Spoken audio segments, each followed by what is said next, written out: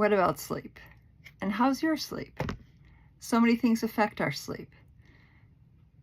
Eating, climate, movement, hormones, hydration. Today we're going to talk about eating.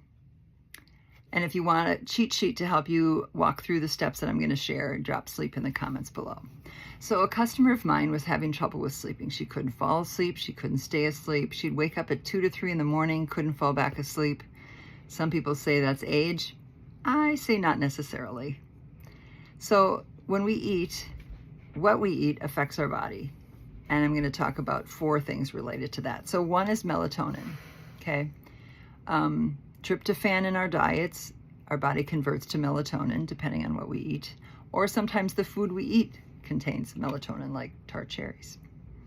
The second thing is inflammation. If we eat foods that are highly inflammatory, processed meats, sugars, refined carbs, causes a lot of inflammation in our bodies. And a study was done, maybe not a surprise, that a diet high in inflammatory foods will disrupt your sleep. The third thing is what we eat affects our gut microbiome.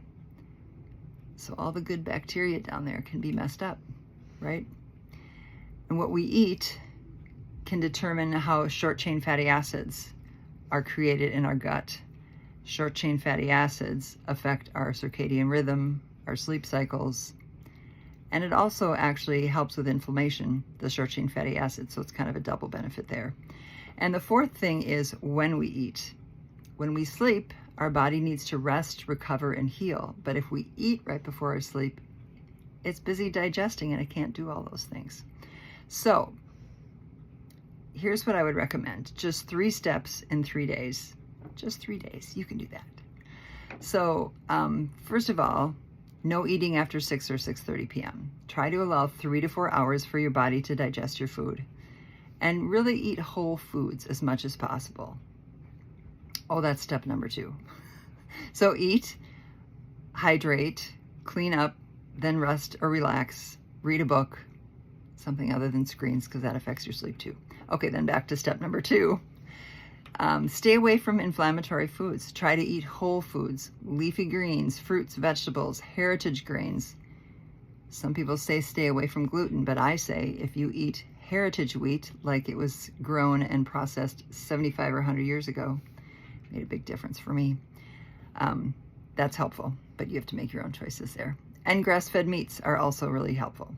And then step number 3 is make sure you get your helper nutrients. There are nutrients that help your body produce melatonin, the tryptophan to melatonin conversion, B6, zinc, D3 is helpful for sleep, magnesium. So you can get that from your food or you can take a quality supplement, okay? So those are your 3 steps. Now, back to my customer. She did those things. She was a rock star. She did it for 3 days and she noticed the difference. She was able to fall asleep and stay asleep. And it really made a big difference for her. Now, remember, one food or one thing isn't necessarily going to cure a sleep issue. It might be more complicated than what you eat. But these 3 steps could really help. And maybe it'll take more than 3 days because sometimes it's you need a longer period of time. But the thing is, if you do the 3 days and then you repeat the 3 days and then you repeat the 3 days, it becomes a habit and then it becomes a lifestyle. And that's a life changer, okay? Now, I know it's hard to do those things. Those nighttime munchies are really tempting, right? The ice cream, so yummy.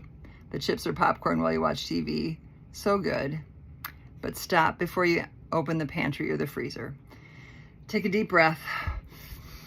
Take a few deep breaths.